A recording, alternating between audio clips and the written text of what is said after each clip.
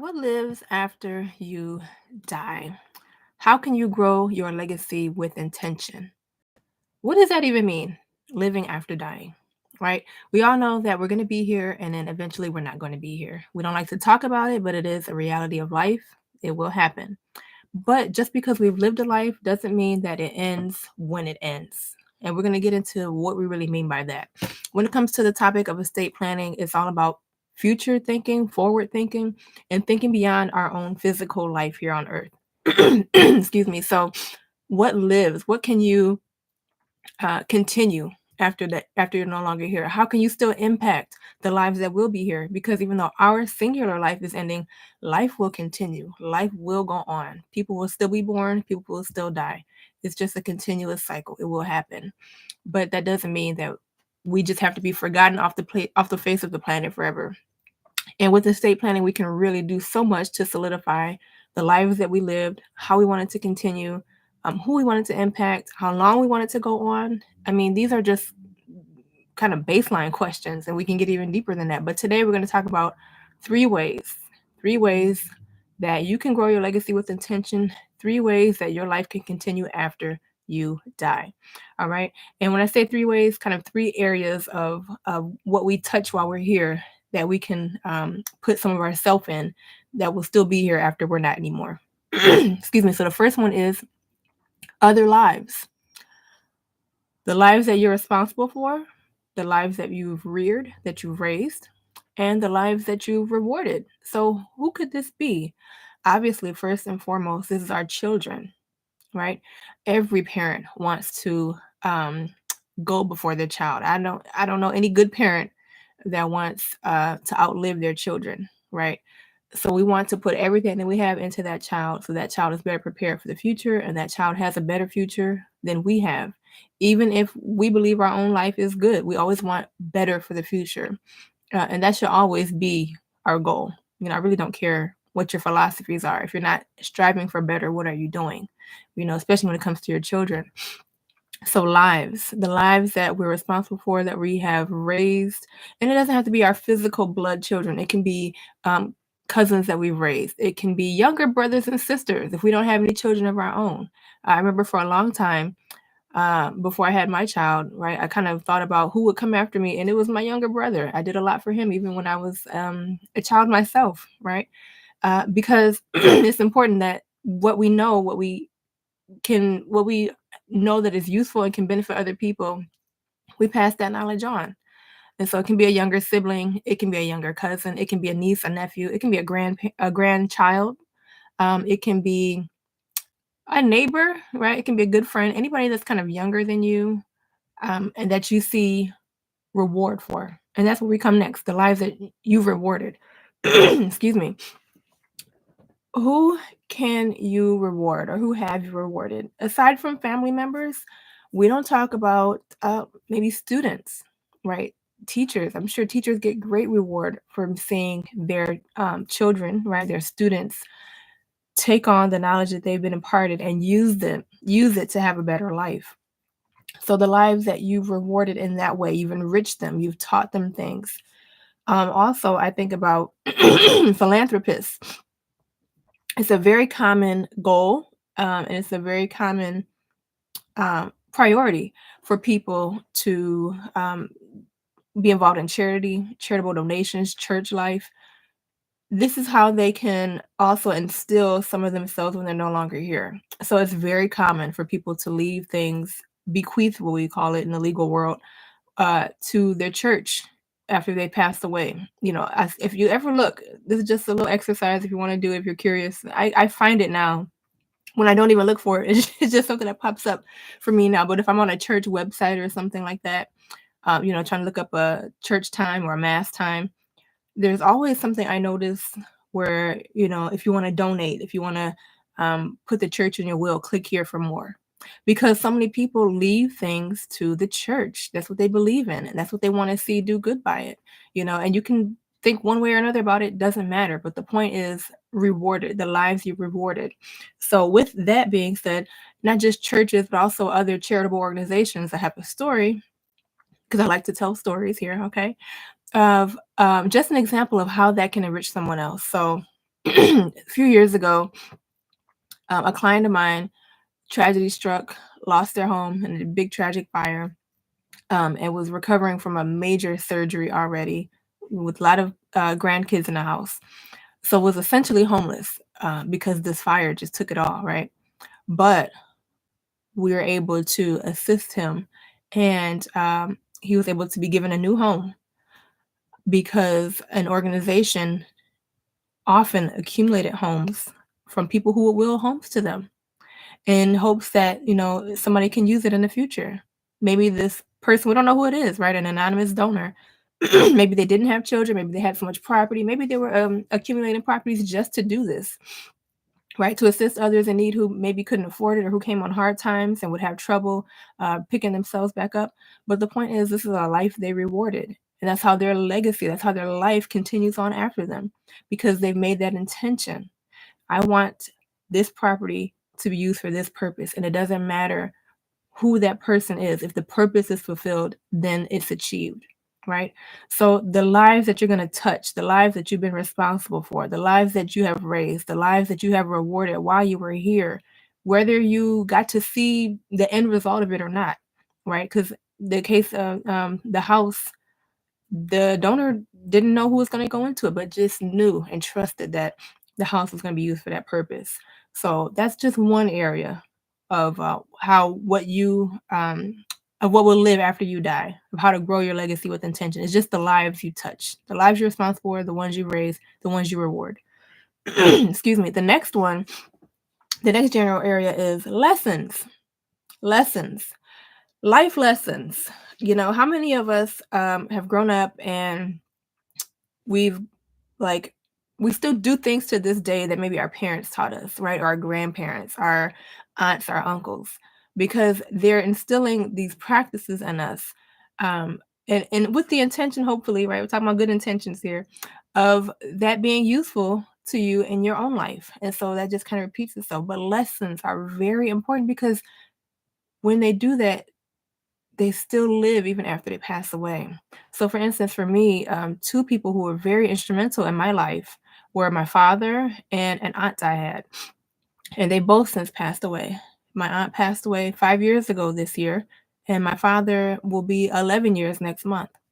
But I think about them every day and the lessons that they've imparted on me, the ways that they've instructed me to walk in, and they've been gone combined for over a decade, but their life is still very full even after their death, right? Through me, through all the people that they touch, not just me. But I think about that in my case because I can express that fully. I've experienced it. So when we talk about lessons, I already alluded to one: instructions. What are you teaching your children, right? What are you teaching your students? What are you teaching the kids in your community that you mentor, right? Are you teaching them to have things like good manners? Are you teaching them to be respectful? Are you teaching them to prioritize learning, not necessarily formal education, A's and B's, but learning, right? Reading books, studying. Are you teaching them how to cook so that they never go hungry? They know how to feed themselves. Are you teaching them how to clean so that they can keep their home and their mind in order? These are very important things. We kind of minimize them when it comes to estate planning in this legal field. We talk about the money, the houses, the cars, the investments, and that's obviously very important. You don't want to lose that and be a fool, but that also comes with instructions too. Are you teaching them how to use money? Are you teaching them how to value property, right? Value and property. Are you teaching them to keep it clean? Are you teaching them to value it in that way that you want it to be clean and look its best? It all comes down to a very simple concept. And then the things that we kind of stack on top of it, the money, the house, everything has a foundation. So that's why instructions are so important. All right. Intentions. Again, everything I talk about, I allude to with good intention. And when I say good intention, I mean it's going to benefit somebody else, not just me. So with the lessons, the life lessons, if you teach somebody how to cook, not only will they know how to cook for themselves, they'll know how to cook for other people, right? It's always about being better and being beneficial, not just to yourself, but to other people. So are you passing along those kind of intentions, right? Many of us are, you know, the bad ones. Let's go back to instructions. Are you telling the people that you want to impact to ignore those bad intentions, right? Are you telling them to stay away from that trouble? Are you telling them that this is going to be the result of engaging in these actions and having these ill intentions, right? So those are very important. They go hand in hand, instructions and intentions. Yes, you have to teach them, but you also have to teach them why, and it has to come from somewhere. It has to be a good intention. And again, my purpose, my definition of this is good intentions, better and beneficial, not just for yourself, but for other people. Okay, lead with the good. All right, because the bad will only lead to destruction. You don't want that. You want construction. Build up other people, build up your estate, and not just for yourself, but so someone else can benefit in the future, and then pass that on to their next generation. All right, and then you just extended yourself twice in that way. And the last one, when it comes to lessons, implementation. Again, you can tell someone. I think about it when I was younger. I refused to want to learn how to cook for a long time. I just had a lot of kind of hangups over that. I never wanted to be in the kitchen. I wanted to be, I guess, in the courtroom, because I wanted to be a lawyer. And so I was like so dead intent on that and going to school and getting my education that I was ignoring, like, the kind of domestic work, the housework. But like other family members would tell me, oh, well, you need to learn how to cook. You need to, all this stuff. And then I got around to about 16 or 17, and I realized, well, you know what? I do need to learn how to cook. It's a life skill because I need to learn how to do it for myself, right? And then, do it for others one day. So it's one thing to be told that you need to learn how to do something, but then you got to learn how to do it. That's implementation, right? So I finally did learn how to do it. I finally did learn how to like cook, wash my own clothes, do these things. And it's funny. A couple of years later, I went off to college. I went off to college in another state, and I knew a lot of the football players on the team. It was a big Division I school, and I would watch them. I would do my laundry because I had to. And these are big, grown, 6'8", 200-something pound men. They were 18, right? But they're still big, grown men that didn't know how to do their laundry. And a good friend of mine I had met at that time, we met there because he like didn't know what to do. And I'm like, okay, I can help you. I can show you what to do, right? And so from then on, he would just do his own laundry. But that's implementation, right? You have to learn how to do it, and you learn by doing it. All right. Are you teaching people to do that? Or are you just kind of telling them what to do and not showing them how to do it? Very big difference. All right. So again, the three kind of subcategories and lessons that will help you live after your death: instructions, intentions, implementations. Instructions, what to do; intentions, why you're doing it; implementation, how to do it. All right. And then finally, your legend, right? And what do people remember about you?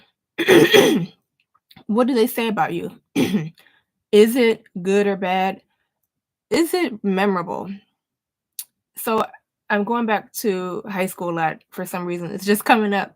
But when I was probably senior year, I was graduating, and we had, our senior yearbook, and we had like our memory book, I think it was what called. I got it somewhere still. And I would answer the questions in there, and good Lord, I don't want to even reflect on some of them, right? But one of them I remember was like, what do you want from your life? Like basically kind of when it's all said and done, what will people say about you? What do you want? And I said, I just want to be remembered. And I think about it still, and it's so profound. It's so simple, but there are ways to build on it.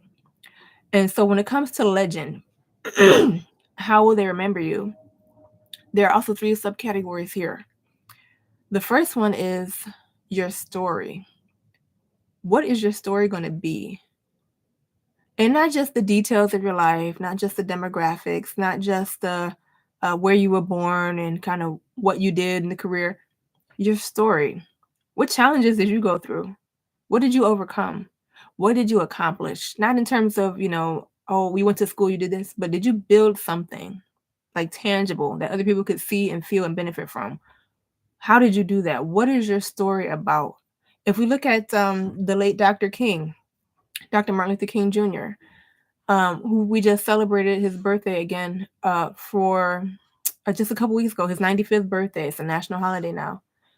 We can remember him for going to Morehouse, right, which he did. He was a Morehouse man. We can remember him for having a PhD, which he did at age 26, a very fascinating achievement, especially for a young black man in the 1950s, right?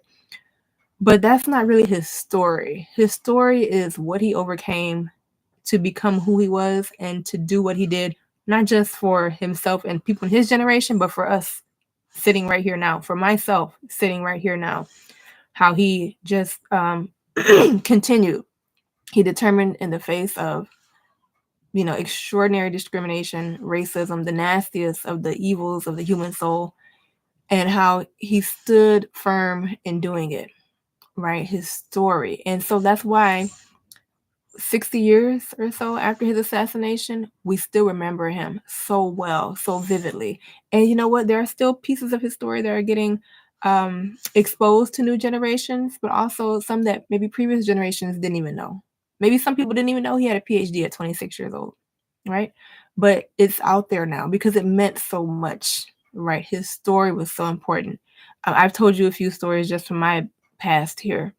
Uh, but I'm still writing my story. I think we all are, obviously, until it's over. And so, what do you want your story to be? How do you want people to remember it? What do you want them to draw from it? Right? When we think of Dr. King, we can draw strength from it.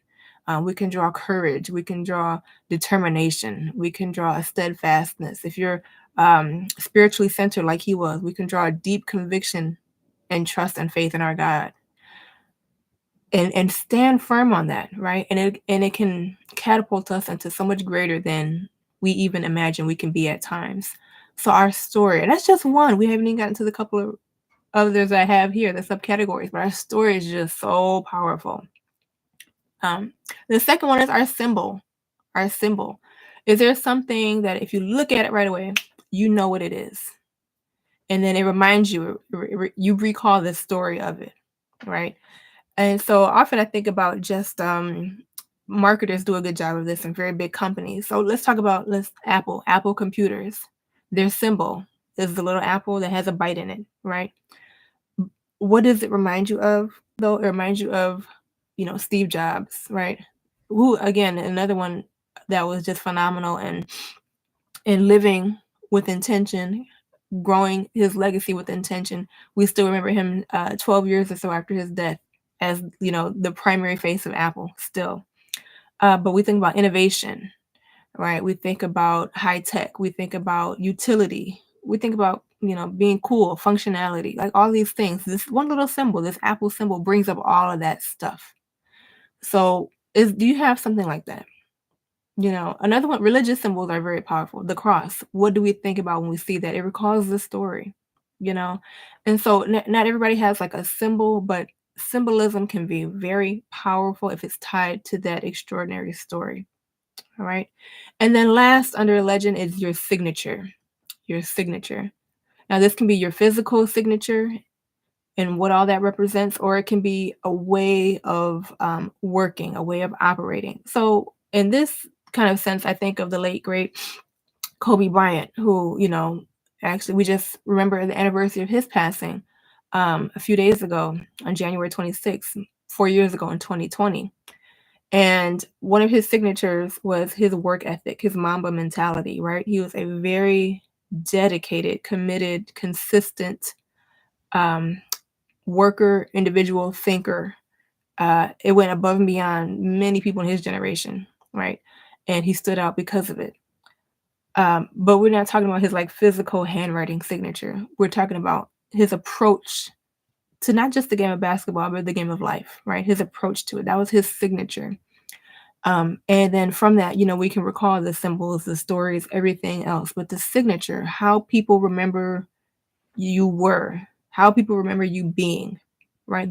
The who-ness of you, is that still seared in their mind, And all of it ultimately is going to come back to the story. That's why we kind of started there, because it's so powerful. We learn in stories. Jesus taught in parables, because that's just how the human mind connects, okay? So when it comes to living life after death, it is very possible to do it, even if we're not physically here. I talk about it because estate planning, that's what we do. Okay. We can talk about the nuts and bolts of the law, which I do have an entire masterclass about that. It's called Secure Your Legacy Masterclass. Today is actually the final day for the current $9.97 pricing. The link is in the description of this video. So if you want like very technical training, but also very pragmatic like this, that's a good tool to utilize. All right. But again, I kind of go beyond the legal, technical, terms and phrases, because ultimately we're thinking beyond when we're going to be here. And we need to be leaving more than just money, more than just homes. Those are very important. Give the next generation a very solid foundation in this economic world, okay? Don't get my words wrong here. But also give them the intangible tools to benefit from the tangible. So you can give them a house, but if you don't teach them to keep it clean, it's going to get messy, and it's going to be, it's going to deteriorate. Give them the money, but if you don't teach them how to use it, how to save for when they need it, how to pay the property taxes, right? When tuition is due, when mortgage rent is due, they're not going to have it, and they're going to lose the property and the money. Okay. So that's why these things work hand in hand. The tangibles, yes, secure them at all costs. But the intangibles, if you don't pass those on, the tangibles are lost no matter what. Okay. So that's our lesson for today on what lives on after your death. Again, we do have the Secure Your Legacy Masterclass. It's in the link in this video description. Today is the last day pricing at the $9.97 price. And if you just want to learn more, but you're not ready to make that commitment, we also have 7 disasters waiting to happen if you don't take care of your estate plan now. And a lot of this is also covered in that. And that's also in the link in the description. All right. So again, this is Attorney Tina Patterson, and we will see you again next week, first Wednesday in February, January 7th, 1:30 p.m. See you then.